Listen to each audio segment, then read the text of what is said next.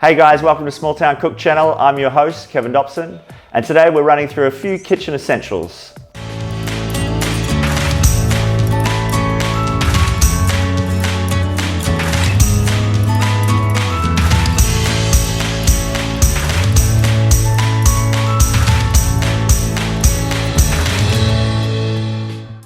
All right, first off guys, I want you to buy some good pans. We need 3 pans, a saucepan. You want a good hard bottom on this. And with all 3 pans, they need to be oven safe as well. I don't care if you're not gonna put this in the oven, just make sure it's got a metal handle. And the other thing is make sure it can go on induction and gas, because you never know if you're gonna move house and you don't wanna have to buy another set of pans. So small pan, big pot for soups, stocks, and then this bad boy for sealing meats. You can make omelets in this, frittatas, anything you need. So there are 3 pots. Next off, to get your speed up, we need to have these 2, grater and a microplane. This thing can slice, dice, julienne, everything. The little blades come in the back here. Buy this brand. There's other brands out there that have just got a bunch of stuff you don't need. Next off, this thing.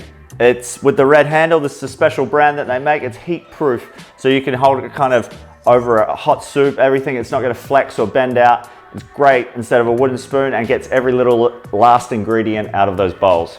And guys, this is the Mortar and pestle. You should have one of these. Take out some frustrations and make heaps and heaps of flavor in here. Pastes, you can grind spices, you can do a lot of things in here. Next off, we've got the NutriBullet. You can have any food processor, but I find this is the best as it comes in 1 small, 1 large container. You can do your smoothies, juices. Again, I can make pastes, marinades, and sauces all through this thing. I buy the 1000. That's a good enough motor for me. You can get the ones that connect with your phone, but they're just too pricey for what they are.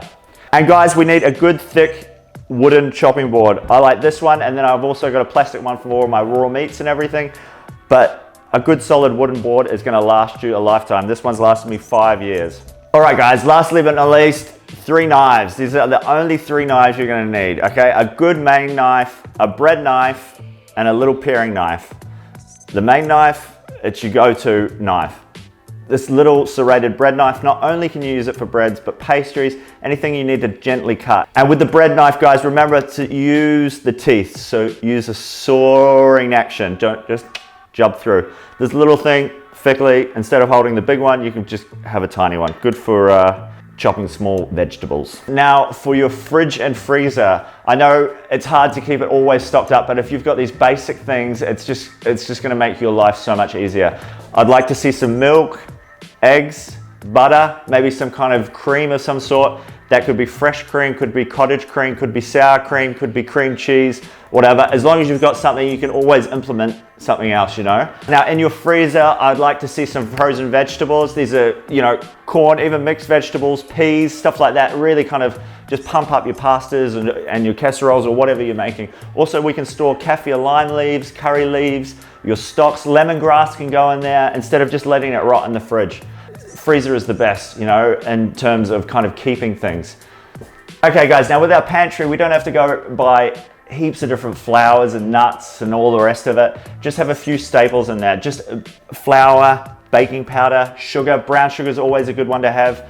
And also your nuts, just like the basic cashews, almonds, you know. Now guys, with the spices, again, we don't need to go out and buy 40 different spices. Just buy a couple of staples that you always see in recipes that you like making, you know, and think about the spices that you like. I mean, I always like to have cinnamon powder, you know, fennel, cumin on board. Coriander's always a nice one. Paprika, we all love. Cayenne pepper, that kind of stuff. But also look at spice blends. There's lots of great spice blends out there, and they can really save you a lot of money. The thing with brines and roasted peppers, olives, capers, anchovies, all of these things are flavor enhancers. Pastes, miso paste, harissa paste, all of this stuff is gonna really keep well in your fridge as long as you keep that brine over the cup or keep the paste covered. They can stay for 6 months, you know, it doesn't matter, but as long as you get like a few of those ingredients, they're gonna keep in your pantry. Don't worry about them going off. And then also what I wanna see is heaps of cans of stuff. So canned tomatoes, canned beans are awesome,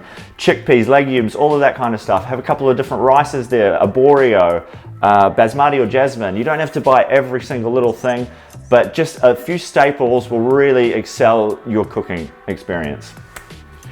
Oils, seriously, there's so much debate about this stuff. You cook with whatever you want to cook with. I know what I cook with, and I'll put that in the description below.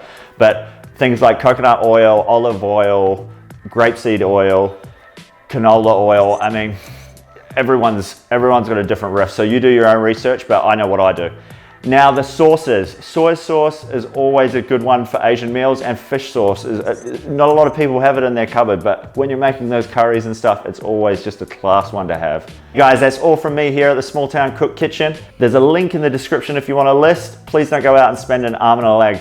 Subscribe to Small Town Cook channel to stay up to date with all my videos, and follow me on Instagram.